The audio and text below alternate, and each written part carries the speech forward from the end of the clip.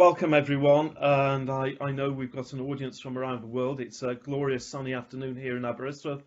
In Asia it's probably late afternoon, early evening, and North America it's in the morning, but it's a fantastic afternoon here, and you're all very welcome. My name's Colin McInnes, and I'm a sort of an oddity, really, in terms of international politics, because when I started I was very much a mainstream researcher and teacher. I did military studies, I did defence, I did security, these sorts of things, which are very much at the heart of a lot of very traditional international relations. But at the turn of the millennium, things started to get a little bit more interesting, and international relations started to engage in a much wider variety of issues and problems than it had traditionally done so. And I began to shift my own interests away from defence, away from security and strategy, into issues of health. And this was partly, like most of us, I guess, it was partly a personal thing. I mean, things were happening in my own life. My father died of a health-related illness, which was preventable, and I was sort of interested in why wasn't more done for him. The HIV/AIDS pandemic was rife at the turn of the millennium, and a whole series of things seem to be pushing me towards working on issues of global health, which traditionally have not been part of the international relations discipline. And for the past 15 years or so, I've had this rather interesting status of being somewhat on the margins, but moving increasingly towards the centre. And I now find myself very much at the centre of international politics, which is an unusual position for me to be in, but it's because of COVID.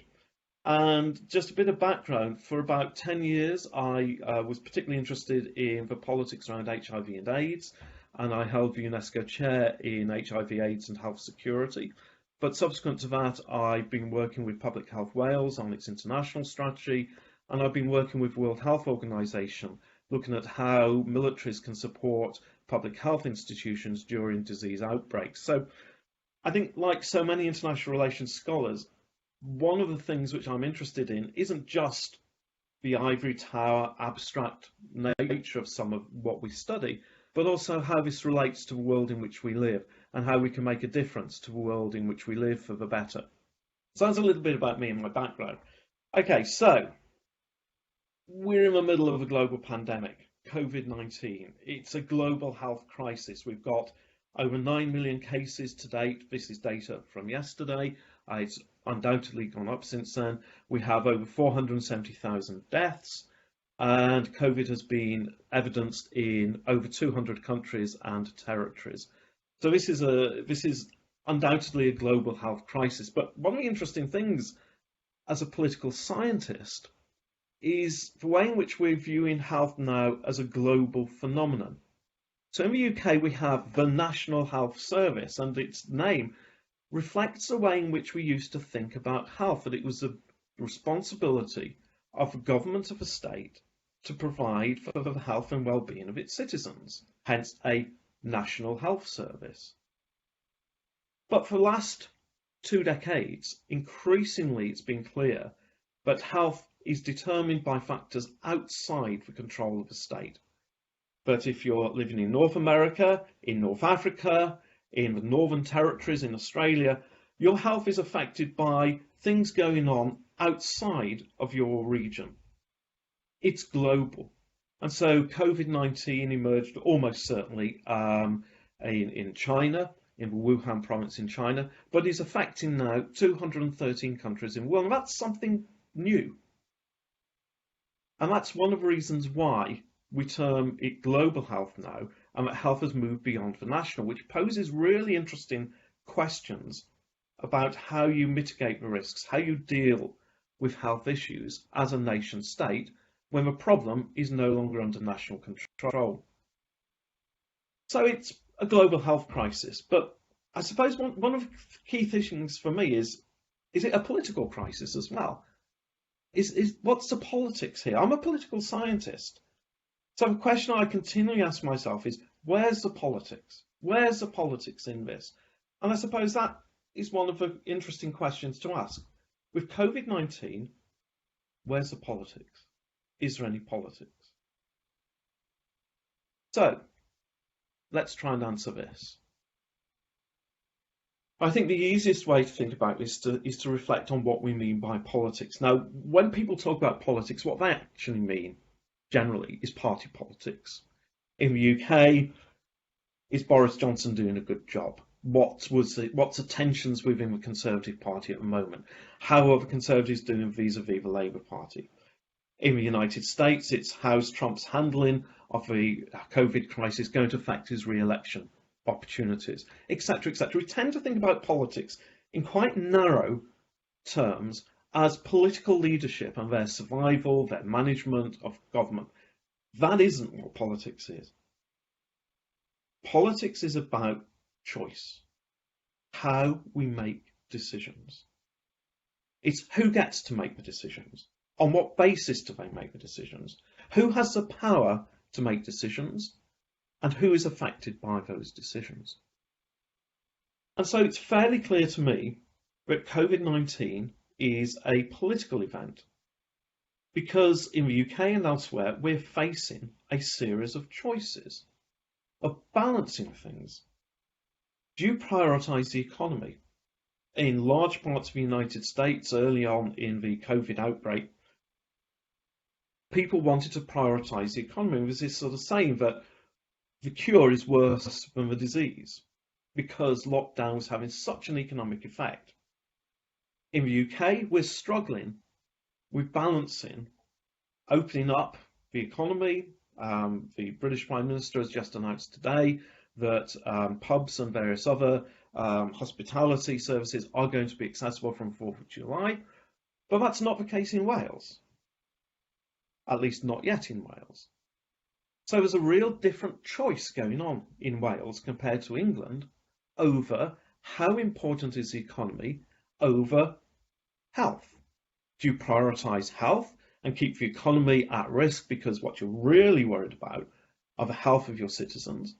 Or do you say that at some point you've got to get the economy started again because otherwise life won't be worth living? But also there are questions about rights. And I'll just pick one. Because a couple of weeks ago, I had the great privilege of sitting on the beach in Aberystwyth, and it was actually an absolutely freezing cold day. Those of you who've been to the seaside in the UK over summer sometimes will know the sort of day which it was. It was one of those days when it was a bit of bright sunshine, but a lot of cloud and a lot of wind, and it was absolutely freezing. But I was sitting there with my daughter, who's similar age to many on this webinar, for a Black Lives Matter rally. And the interesting thing about that was because it was Aberystwyth and because we've got the beach, we could all be socially distanced.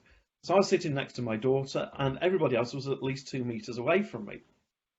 You look at the protests which have been across much of the world recently about Black Lives Matter, and social distancing has not been evident. And you have a tension there, don't you? A tension between the right to protest, the right of free association, versus the need to maintain social distancing to preserve health. And so politics is about these choices. What's more important? Is it about getting the economy going? Is it about the rights of individuals to associate? Or is it about the health of people and the community? And that's something I think which we probably need to reflect on a little bit as not just people interested in politics and perhaps the study of politics, but also as concerned citizens, that politics isn't just what goes on in Westminster, in Washington, DC, in Canberra, or wherever you happen to be in the world. Politics is a much wider phenomenon than this, and COVID is very much a political event. But I guess the question I'm even more interested in is it an international political event? It's clearly a national crisis, but it is also a global crisis. And I think it is for a number of reasons. And I'll just give you a series of examples of this. Firstly, Donald Trump has been extremely critical of the role of the World Health Organization, and in particular, he sees it as siding with China. But it actually opens up a bigger issue about what role does the World Health Organization play in a global health crisis? How much should it be able to tell states what to do? Because it's not, if a state does something which leads to much greater spread, much higher prevalence of COVID then that's going to affect other states as well. It's not just going to be that state. So what role do international institutions play? We're not talking about world government, clearly, but neither should they be without any form of power whatsoever. So what influence do we expect international institutions such as the World Health Organization, the World Bank, which provides masses of funding for developing nations, what role should they play during a COVID outbreak? Should they just be offering some form of technical advice which you can take or leave at your own behest? Or should they be a little bit more upfront and powerful in what they say? Secondly, there's an interesting problem which is going to hit us next year, hopefully next year, and that is, what do we do if there's a vaccine? So there are a number of tests going on, there are a number of research labs, a number of companies all trying to work on a vaccine for COVID. So I'm just going to hypothesize for you. What happens if the Oxford group in England, if the Oxford group get the vaccine? Who has access to it? And that's an international political question. Because you can bet your bottom dollar that there'll be calls in the Houses of Parliament that it be made readily available to people in the UK because it's a British vaccine developed in Britain for the use of British citizens and probably with a fair bit of British taxpayers' money. But by that time, we might be heading out of COVID and other states might be experiencing a much higher prevalence. So should we be humanitarian and say we provide the vaccine on the basis of need? So if a country elsewhere in the world is at the same stage of the outbreak as the United States is at this moment in time, should we prioritise them over New Zealand, for example, which has come out of the COVID outbreak? Even if the vaccine was developed in London, or I'm not sure whether there's a lab in New Zealand working on it, but let's just hypothesise that it is. Lab in Wellington, in New Zealand, develops a vaccine. There's no COVID in New Zealand, but should they vaccinate the New Zealand population first because it's a New Zealand vaccine, or should they allow states who are suffering at that moment in time privileged access to it? And that's an international political question. It's about who has a right to say who gets what. How much do we place on humanitarian values and how much do we place on national values? Are we a global community or is it America first? And this leads into the final point, why I've got slides of Trump and Macron, because I think at the heart of this is a completely different vision of the world epitomised by Donald Trump and Emmanuel Macron. Trump's inauguration speech was redolent with the America First rhetoric. And for Trump, globalisation, collaboration with partners worldwide allows people to cheat. It allows people to take advantage of you. And it means that you're prioritising others over yourself. And so for Trump, international cooperation was a bad thing. He wanted to wants to prioritise America's interests above all others. And that's the rhetoric of America First. Whereas Macron has a much more globalised vision of the world, where he sees the world as a community, where we share problems. COVID isn't a French problem, it isn't an American problem, it isn't a Chinese, British or Egyptian problem. It's a global problem and we need global solutions to global problems, whether it's COVID, whether it's climate change, whether it's migration. These sorts of things are not amenable to national solutions, rather they're global problems which require global cooperation between states. And so I think that one of the things which COVID has thrown up is this fundamental distinction between the sorts of visions pursued by Donald Trump and to a lesser extent Boris Johnson, and the sorts of ideas held by people like Emmanuel Macron, a much more globalised view of the world. And so that's why I think it's an international political event. So what I'm going to do now, I've talked for about 10 minutes or so, something like that. I'm going to have a drink. And while I have a drink, Rob will tell me if anybody's asking me a question at this point. If not, that's fine. I'll carry on. If there is, I'll try and answer it. So, Rob, over to you. Yeah, no, thank you, Colin. And yeah, do feel free to put questions on chat as we're going through. But Craig on Facebook is asking whether, as a result of coronavirus, globalisation is going to decline.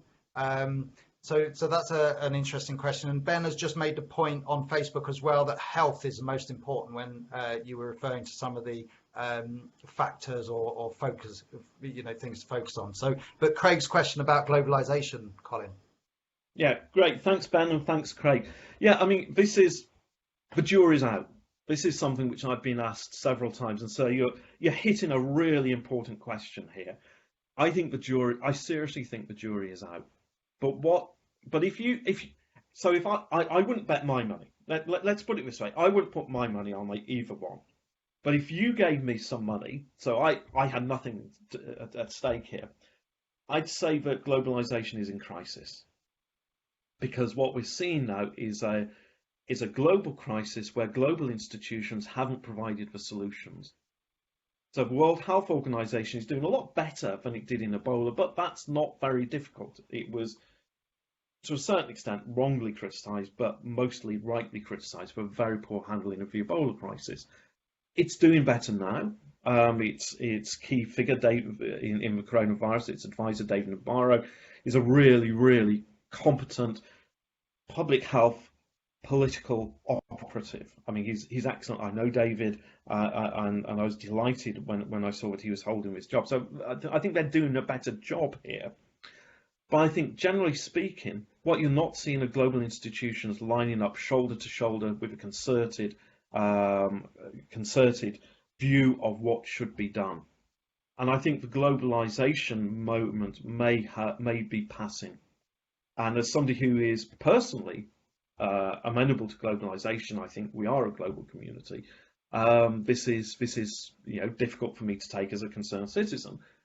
But as a political analyst, it's really interesting because we've seen a shift in the way in which we view the world, and I think the jury's out on this. And Macron may prove to be right, and Trump may prove to be wrong, and we may see a return to globalisation. But at the moment, I don't think globalisation is working with COVID, and so I think it will add to the movement away from globalisation. Ben, your comment about health, yeah, I mean, it's a really, really interesting one, and it's a really difficult one, isn't it? Because I think I'm with you on this. I think health is really what matters, and it's the duty of governments to protect the health and well-being of their citizens. I think that's a fundamental part of what government should be about. But if, for example, the costs in terms of the economy are so great that we can't afford the NHS in the UK, that people are put into poverty because of unemployment, and we all know that poverty is linked to ill health, then it becomes a much more difficult thing to make a judgment on. So I think, on balance, I think you're right, but I think it's a very nuanced sort of discussion which needs to be had. And one of the things we know we don't have at this moment in the second decade of the 21st century is nuanced discussion on political events. I like music, hands up. I like music, and I follow lots of music blogs and things like that. And one of the things which strikes me is that any music blog will start off with a reasoned discussion about something. Within about 6th or 7th comment, you're into insults, basically. And if you follow political blogs, it's even quicker to move into insults.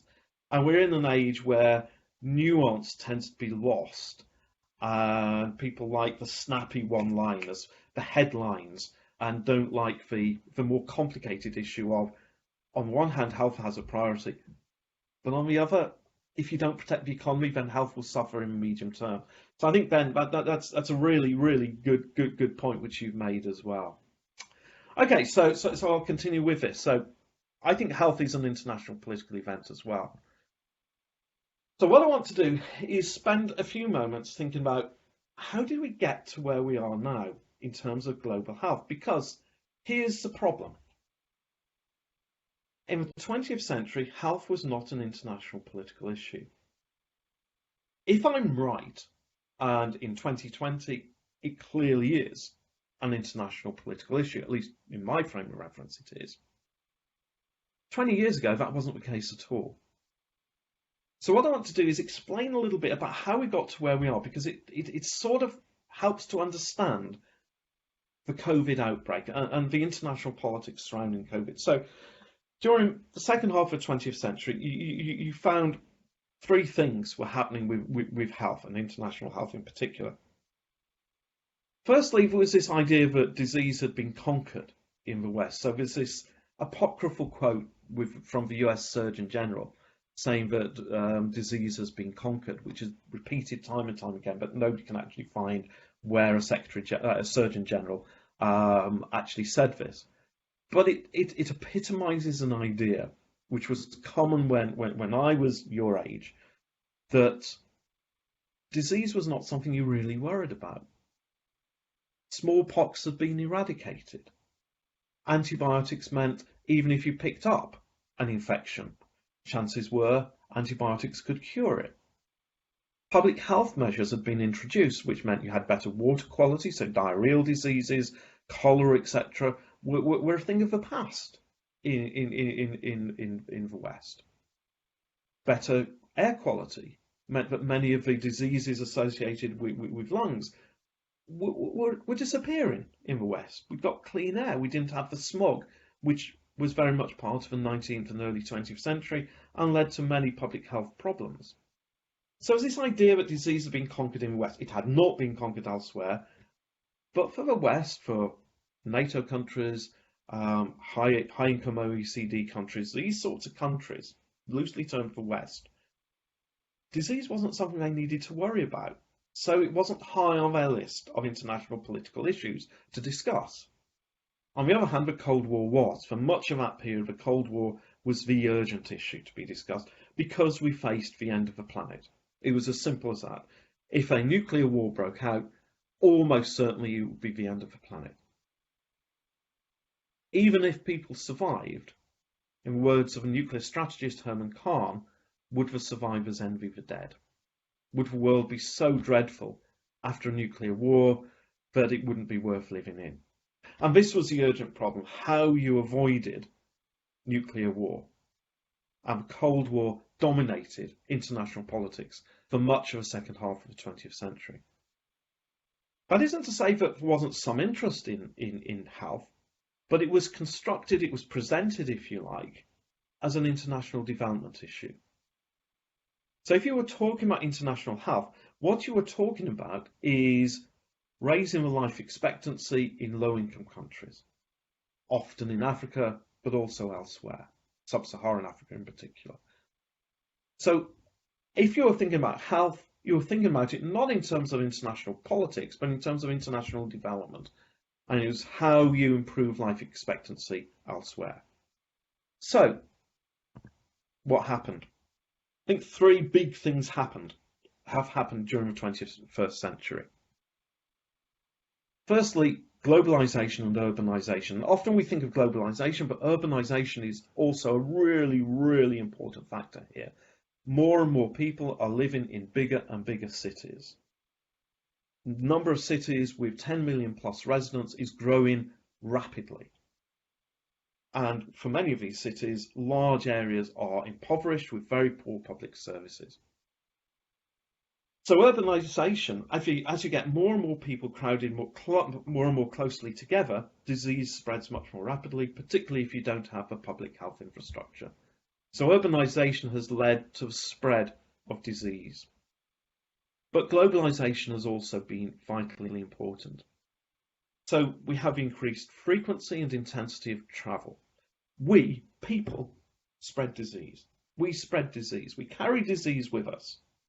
So there's this, I forget exactly when it was. It was around about the 15th, 16th century when Spanish conquistadores arrived in part of South America. And they arrived, met the local natives, traded some goods, left, and came back 10 years later, and they were all dead. Because the Europeans, the Spaniards, had brought with them a disease for which there was no herd immunity, and they just died out. And that's the starkest example we have of the way in which people carry diseases with them, even if they don't feel that they're ill. So HIV, which became a global pandemic in the 1990s, we had the first registered cases in the 1980s in the United States of America.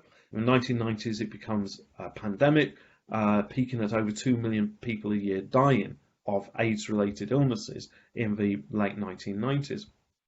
But actually, we can trace it back now, certainly to the 1920s. But because people didn't travel so much, it didn't spread. It's only when travel started to increase and the speed of travel started to increase, so that even if you were ill, you could still travel from one place to another before you became too ill to travel and you carried the disease with you. This was really a change in the way in which disease spread. When you look at the global economy, macroeconomic effects of disease, politicians around the world started to get really worried about the way in which, if you had a disease in a country, would be economic effects which would affect other countries. So a stark example of this was in 2003 when we had the SARS outbreak. Another coronavirus appeared in China in 2002 and started to spread internationally in 2003. And it had, you know, a smallish number of fatalities and a rather larger number of people with it, but nothing like the Covid-19 outbreak. But what it did show was how economies could suffer. Those countries which had an outbreak of SARS started to find businesses didn't want to invest there, people didn't want to travel there, tourism started to collapse. Moreover, you started to see that the global economy was affected by this. This wasn't just Hong Kong. Toronto in Canada had an outbreak, so Canadians suffered. It wasn't just these countries. It was globally. We started to see the effects of SARS, even if you had next to no cases in your own country. So we had very, very few in the UK, a half dozen or so if memory serves. But it still affected us, the macroeconomic effects, because the economy had been globalised. So this started to change the way in which we viewed disease. Secondly, we started to think less about security threats and more about risks. Not the clear and present danger of a military aggression, but the more diffuse sense of being at risk, of things affecting possibly your life, but also your lifestyle and livelihood. And this was made possible by the end of the Cold War and the removal of the clear and present danger of nuclear war. Once you move that out of the equation, then other risks start to edge up the international agenda. Leaders of the major industrial countries are no longer really worried about nuclear war. What they're worried about are a range of other things. So you had this widened security agenda with new things emerging on it, such as climate change, such as migration, all of which started to create this sense of a world at risk. So it wasn't a world with clear and present danger of military aggression, possible nuclear Armageddon, but it was a world where risks were very present and where risks started to become much more worthy of attention of political leaders. And at around this time, you start to get new diseases emerging. So you've got this fertile ground, what political scientists call a permissive environment. You've got this fertile ground, and you see that with new diseases such as SARS, such as MERS, another coronavirus, Middle East respiratory system syndrome, swine flu, and most interestingly, of course, Zika. And there's a mosquito, a Zika carrying mosquito on the slide there. And Zika, of course, was a major concern around the time of the Rio Olympics, and led to the World Health Organization calling it a public health emergency of international concern. I think that was only the fourth time a disease had ever been called that. I don't know if Rob can tell me. I'm going to ask you a question now. In the year of the Rio Olympics, when Zika was at its height and most people were really worried about it, how many people died of Zika? Does anybody want to hazard a guess? And Rob can tell me what people are guessing. This is just a transparent excuse for me to have another drink, you see. Please do put your responses on the chat or comments on Facebook. So how many died? And just to let you know as well, Colin, we've got a lot of other questions and comments that have come through as well. Okay. So we'll just see if anyone's willing to hazard a guess on the chat or on comments on Facebook. We've got no one from Maisie. Jamie, I thought it was in the hundreds. So 100,000 from Joe. Archie, complete guess, but 10,000. Josh, 9. Yahya, who's in Egypt, 2,000. 20,000. This is great. A real range. Maisie, you win. None. So you think about COVID and how many people, and I am sure, and sadly, there are going to be people on this webinar now who know people who have suffered very badly and conceivably even died, and our sympathies with all of you on that. Compared to COVID, Zika was nothing in terms of morbidity and mortality, but it was still a public health emergency of international concern, and that sort of way in which sort of these diseases triggered an international response was really quite interesting. I'll say one other thing, and then I'll pause for Rob to ask me to relay some of the questions. I think the third thing which changed is a new politics. Around about the time when Blair and then Gordon Brown were prime ministers in the UK, we had a new sense of global community where the G8, for rich countries, if you like, and then the G20, the rich plus the almost rich countries, started to work together as a body. And this was also reflected in a sense of global responsibility. Tony Blair in the late 1990s did a speech to the Chicago Press Club where he talked about the responsibilities of the rich nations and world to the global community. And this was a very powerful statement of responsibility, which then led in the first decade of this new millennium to the United Nations responsibility to protect agenda, this idea that it's a responsibility of the global commons to protect communities and individuals, and massively increased aid funding. So in the noughties, as they're called, you saw a mass increase in aid funding. And even now in the UK, we're still committed to spending 0.7% of GDP on international aid, which is historically quite a high amount of money. And it's because of this new politics of responsibility and the politics of community. So this all changed to make health much more of an international political issue. Okay, I'll pause there, Rob, and throw some questions at me. Absolutely. So there's comments and questions that are coming through. So just on the point that you made, Maddie is just making a comparison with antibiotic resistance as well, and the number of people that are negatively affected by that. And going back a few steps as well, Joe was asking about whether a vaccine is potentially going to fuel more nationalistic politics. And Alistair had questioned further on that, but Joe was saying about relating it to immigration and trade and policies towards immigration and trade. Do you want to respond to the questions? I'll respond. Yeah, I mean they're really nice chunky questions. So yeah. Thank you for. Yeah, antibiotic. So I'll deal with them in the order in which you gave them to me, Rob. So antibiotic resistance. I mean, this is a biggie. I mean, I'm of a privileged generation because antibiotics worked for me. Okay, for my generation, they work. For your generation, they're not going to.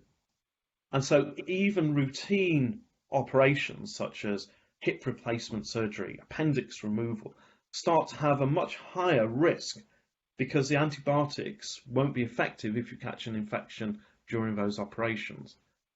So antimicrobial resistance is a real problem. And it's a massive problem for low-income countries as well. So initially, I mean, a lot of the speculation was this is going to be a problem for rich countries who can afford the antibiotics. But 4 or 5 years ago, the UN Secretary General commissioned a study on the possible effects of antimicrobial resistance, and this revealed that the impact on low-income countries would be even higher. And this is a real challenge for globalisation, because no matter, I mean, I'm living in the UK, no matter what the UK does to stop the use of antibiotics, it won't matter two hoops if nobody else does anything. Because food is international, people travel internationally, so you develop antimicrobial resistance. A lot of the problem is with food. So if you're a farmer, you'll often feed your chickens, your cattle, you'll feed them antibiotics as a precaution so they don't get ill, because you don't want to get ill, because if they're ill, then they'll cost even more money. So you just automatically give them antibiotics, which mean they develop a resistance to antibiotics. We eat the meat, and we will then develop antimicrobial resistance as well, which is one of the reasons my daughter consistently tries to turn me vegan, something which I am resisting very strongly, I must say, as a committed carnivore. So I think you're right. I mean, antimicrobial resistance is a real problem, and it shows up the way in which we're a globalized world in terms of health, and where national solutions will not matter. It's got to be an international cooperation. Vaccines, will they fuel nationalistic politics? Oh yeah, you bet, big time. So our best example of this goes back to swine flu in 2009, when there was an antiviral drug called Tamiflu, which was not very effective, wasn't particularly useful for swine flu, but it was the best we had. And in the UK, the press were absolutely pressurising the government to buy massive quantities of Tamiflu to protect the population from swine flu, even though we had very few cases of swine flu in the UK, less than 100. But we still wanted Tamiflu for the whole population, which, given the rules of supply and demand, started to press the price up, which meant low-income countries, which had high amounts of swine flu prevalent in their population, couldn't afford it. But this is the workings of national, and I can see, unfortunately, I can see exactly the same happening if the Oxford group, for example, are successful in developing a vaccine. There'll be massive pressure.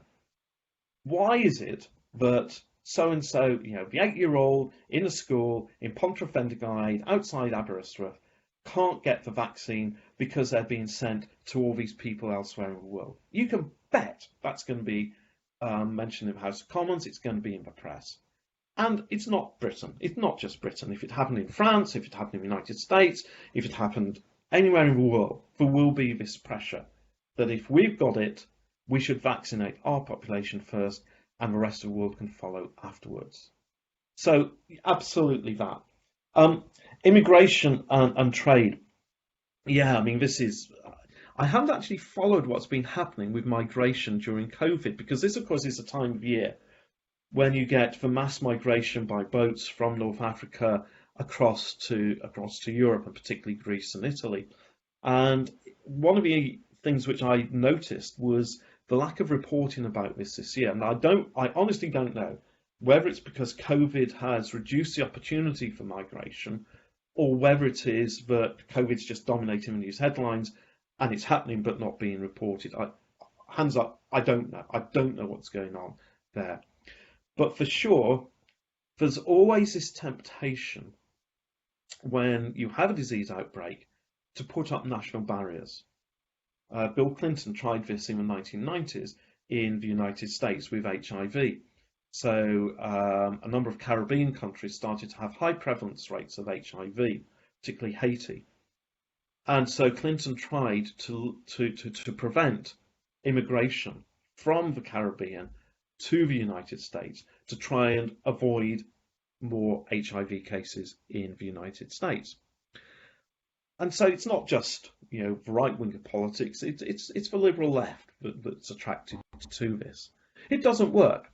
It doesn't work. In fact, it's really dangerous to do that, because if you start to put barriers on migration, what happens is communities of illegal migrants don't go to get public health advice. You don't provide them with the antivirals. You don't provide them with the sanitation and other public health means so they don't get ill.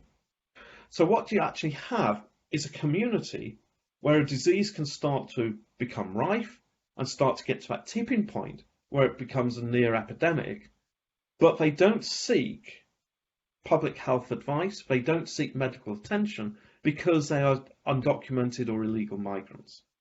And so this is one of the things which public health professionals are very aware of. The risks that at-the-border controls never entirely work. And then if you've got a large undocumented or illegal migrant community which is not regularly accessing public health and medical advice, then that's a breeding ground for possible disease outbreaks, which could then affect the wider community. So in that sense, I think it's absolutely the case that it will be called to put the barriers up, and that's absolutely the wrong thing to do. In terms of trade, yeah, again, trade will be affected by this because it's not just the movement of goods, and we do know that some goods can carry COVID. Paper, for example, is really interesting for us as a university because we still use books. I dare say most of you have moved to the digital domain, but we still have books, these sort of weird paper things, and of course COVID stays on paper for quite some time. So having access to books and libraries is a problem really for academics. But if it's staying on goods, are you comfortable in having goods being sent around the country, around the world, particularly if it's coming from a high prevalence to a low prevalence area? But it isn't just the movement of goods, it's the people who facilitate that. So it's the business people who travel the world making the deals so that trade happens. If they can't travel, if they can't do the networking, and much of business in some parts of the world, business is about trust, and you develop that trust by meeting with people. So it isn't just a formal meeting, it's the networking, it's the informality of it that builds the trust, which makes the deal, which leads to trade. And that's going to slow as well. So absolutely, I think, Joe, that absolutely you're right. Going to be calls for migration controls, and there are going to be effects on trade. I think the effects on trade are inevitable. The effects on migration, it's going to be a really interesting debate to follow because of public health advice on that. Okay, I've got a couple more slides which I want to throw out some ideas at you, and then I'll open it up for any more questions if that's okay with you. So I want to talk a little about the consequences of COVID on health, and I want to talk a little bit about the consequences of COVID on international politics. Okay, and I want to throw Pink Floyd into the mix at the end as well. So, consequences of COVID on health. We're focusing on COVID, which is a disease outbreak, and it's affected over 9 million people. An estimated over 400,000 people have died of COVID-related illnesses. And this is part of a pattern which we're seeing, where we emphasise the acute over the chronic. So there's this distinction between an acute condition and a chronic condition. A chronic condition is something you live with. You've got back pain, that's chronic, you live with it. Diabetes is chronic, you live with it. Acute is an event. So it's an infection which you get and you hopefully recover from. And we're privileging acute over chronic. We're privileging, prioritising outbreaks over endemic conditions. So an outbreak is something like COVID. You have a disease, it starts small, more and more people get it, it expands exponentially, and soon lots of people have got it. That's an outbreak. And eventually you hope you'll get an antiviral or a vaccine, or you'll get herd immunity and it will decline. Endemic conditions are things like cholera, things like diarrheal disease. So I've just given you a figure right at the beginning of over 400,000 people have died so far of COVID-19. I'm going to carry on talking, but I'm going to let you sort of guess how many children, infants in Africa die each year of diarrheal disease. So this isn't the whole population, these are infants each year in Africa of diarrheal disease, an endemic condition. So have a few guesses, send them to Rob, and Rob will give me the range of guesses. And then downstream over upstream. This is a common thing in medical thinking. And it's this sort of metaphor of a doctor is at the mouth of a river, downstream, and he's seeing all these ill people coming down which he's having to treat or she's having to treat. And they do that. You deal with the people who are ill instead of going upstream to find out what's causing the illness. And what we focus on are the downstream effects. We don't really address the upstream causes of this. And one of the reasons why is poverty. One of the biggest reasons for disease outbreaks is global poverty. And addressing global poverty is just such a big problem, nobody wants to take it on head first. Partly because it's such a big problem, of course, but also because if you're addressing global poverty, it means that the rich countries will inevitably suffer. So the consequence of COVID on health is it reinforces a particular way of addressing health issues, or a particular range of health issues. So we are much more comfortable addressing outbreaks over endemic conditions. We're much more comfortable with the effects of illnesses than addressing the causes of illnesses. Okay, Rob, let's have a few guesses as to how many infants die of diarrheal disease. How many? Well, great. Yeah, we've got loads coming through. So from Facebook, Craig is saying 6 million, Ella 25,000, Amy 300,000. On Blue Jeans, Asayan 500,000, Freya Beth 2 million, James 500,000, 3.5 million, 400,000, 5 million, 4 million, 500,000, 1.5 million. Yeah, so those. Oh, brilliant! Oh, I love it! I love it! I love it! I love it! Okay, so James and Asayan got it right. It's about 500,000 a year. Quite difficult to actually get really accurate data on this. But let's pause for a moment and think about that. Every year, a disease which is easily treatable kills 500,000 infants.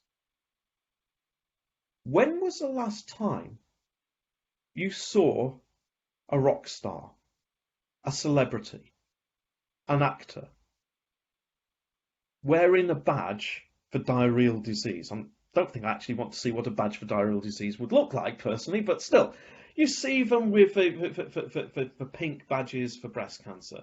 You see the red ribbon for HIV. You see the man for prostate cancer.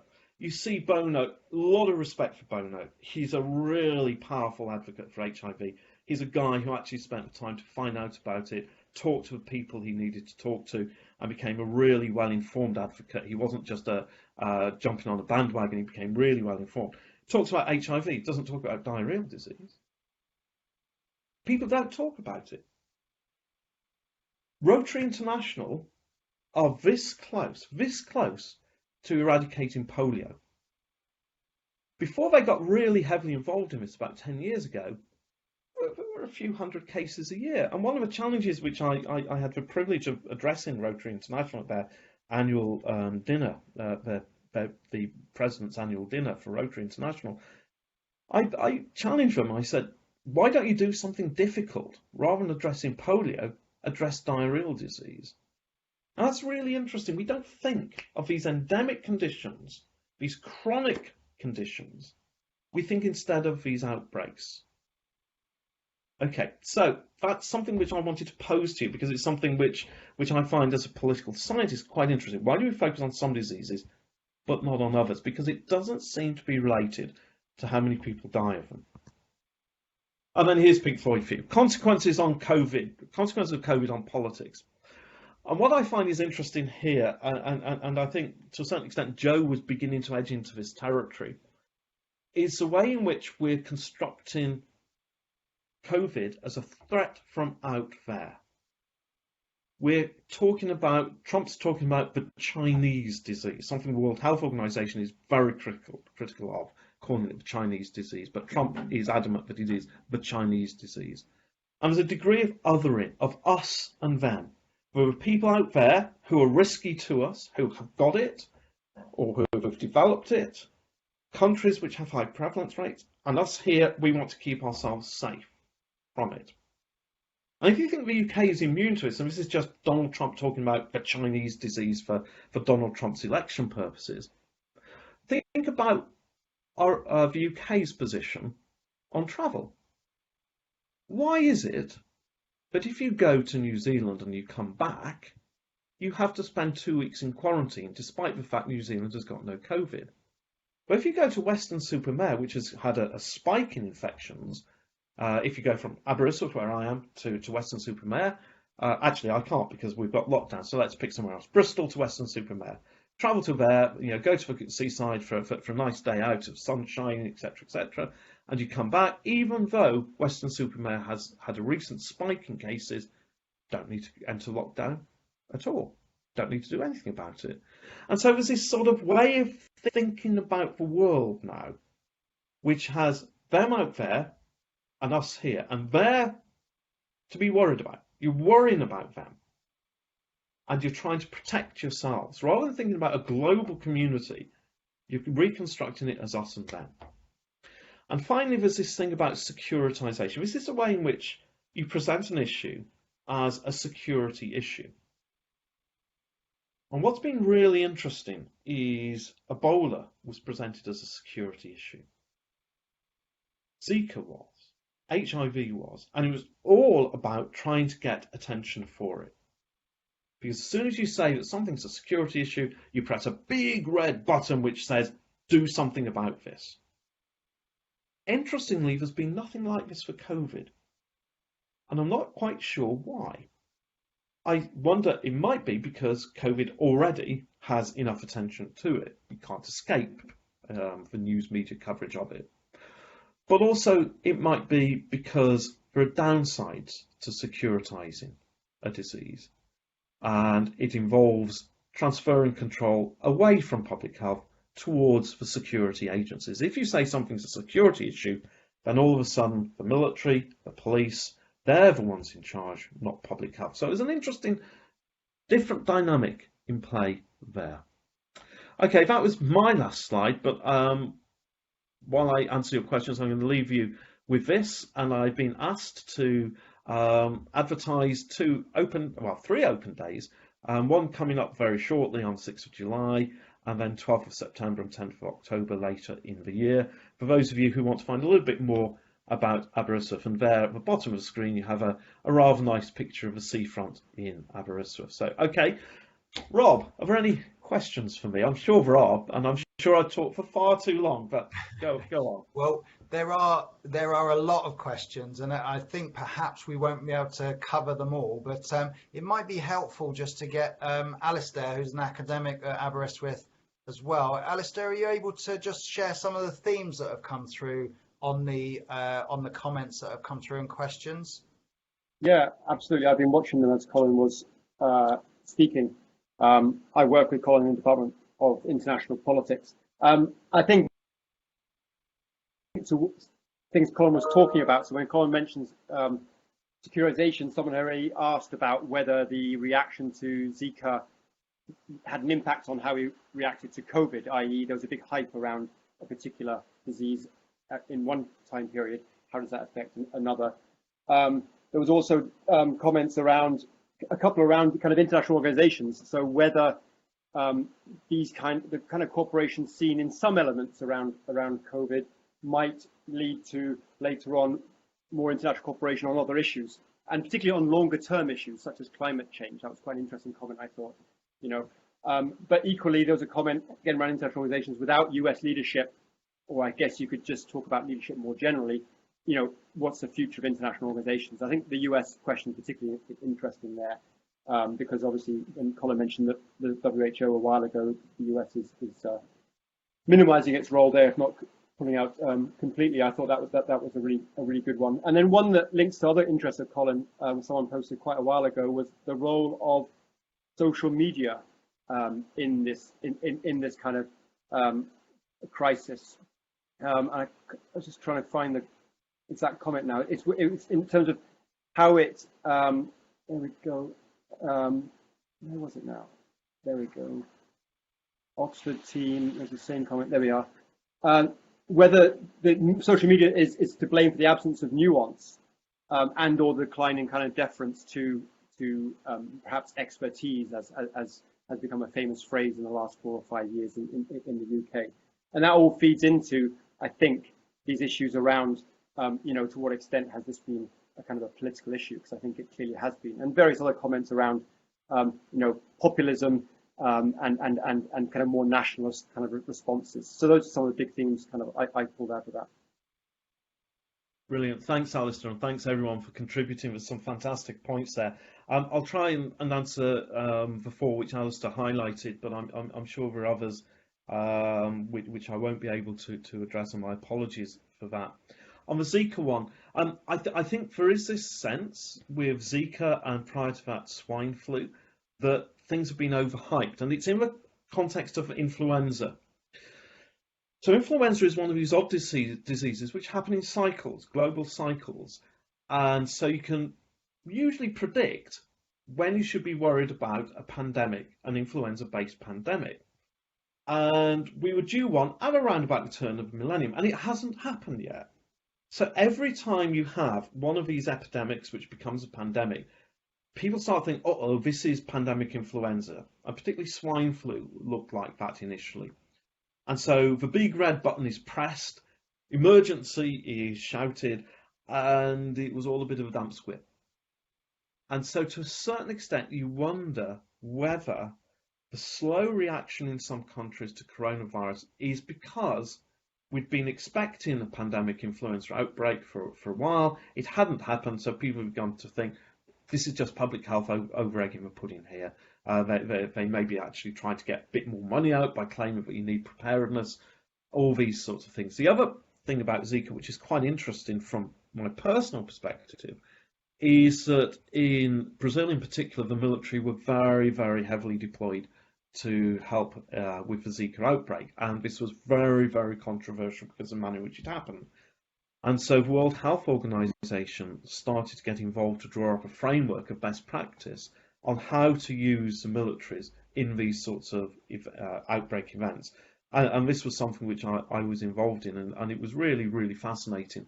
You know, we had a meeting in Hong Kong just before Christmas 2018 with representatives from about 60, 70 countries across the world, from high income to very low income countries, from military dictatorships to liberal democracies, and seeing them struggling with a variety of attitudes towards this really did make it clear to me how cosmopolitan global politics was. We all have very, very different views of the world, but we're all one and the same. So that was really interesting for me. The degree of cooperation which is going on at the moment is largely technical. There isn't much political level cooperation. And I think this is the easier bit of it, the technical cooperation. So you're seeing scientists from labs across the world sharing information up to a point. There comes a point where you don't share information because it has commercial value. And we're reaching that point pretty quickly, actually. But they are sharing information, particularly on the spread of disease, how the disease spreads, symptoms, those sorts of things. A little bit more commercially sensitive over antivirals and vaccines, of course. So the technical thing is happening. You're absolutely right. The political thing isn't so much. There isn't that strong political thing, which leads into that other question about political leadership. And you're not having a globally respected leader standing up and getting them all together. For all of the way in which Gordon Brown has been criticised recently, what he did in the 2008-9 financial crisis in getting the group of 20 countries of high-income and fairly high-income countries and emerging economies together and get a global initiative to try and stop the financial crisis. That was leadership. That was fantastic leadership. We don't have that now. Trump doesn't have that widespread respect. The Chinese aren't there yet. They're not trusted widely. So we're in a bit of an interregnum, I suspect, between declining US leadership and the Chinese leadership is not there. One of the things I do in another part of my life is I represent the UK at UNESCO, and I've been on the UNESCO Executive Board for a while. And one of the things there, I mean, this is one of the major international institutions. It deals with education, with science, communications, with culture, World Heritage Sites, for example, or UNESCO World Heritage Sites, all of these sorts of things. So it does a lot of things in the background. And it's been very clear how American influence has waned and how Chinese influence is now not even at the forefront. It's permeated through the organization because they picked up where the Americans have left off. And indeed, I was in one meeting when we were signing off on a proclamation on the ethics of climate change, which had been worked on for about 10 years to get international agreement on it. It's not a treaty, but it's not just a declaration. It's somewhere between the two. And the only country in the room to vote against it was the United States. And astonishingly, for a diplomatic event, when the US ambassador sat down, he was hissed. And it was just chilling in one sense, but it's, to my mind, a reflection of the way in which American leadership is diminishing. But the Chinese aren't there yet. They're getting there, but they're not there yet, particularly vis-a-vis the European Union. And then social media. Yeah, I mean, this is something which has interested me for a while. I'll say two things. Firstly, it's easy to blame social media for the lack of nuance, and there clearly is a lack of nuance in social media. I mean, Twitter doesn't lend itself to nuance anyway. But I don't think we can blame social media. I think it's reflective of a change in nature and society, the way in which expert opinion, which is difficult, expert opinion has been denigrated. And it's been what some people have termed the democratization of knowledge, where everybody's view is equally valid. And so social media is picking up on and reflecting, probably magnifying to some extent, that. The other thing social media is interesting about is the way in which information spreads on social media. And there have been examples, particularly during Ebola, it was very well reported during Ebola, of how dangerous advice was being spread on social media. I think because of the way in which COVID is being treated globally, there's a much greater emphasis upon the advice coming from World Health Organization, national governments. Nevertheless, you are still seeing social media perpetuating myths, perpetuating bad advice about coronavirus, all sorts of things, from health supplements which will prevent coronavirus through to prayers. We will pray for you and you won't get coronavirus. I've seen that. So all sorts of things in social media. I've talked for too long. I've kept you for too long, but I've really enjoyed this.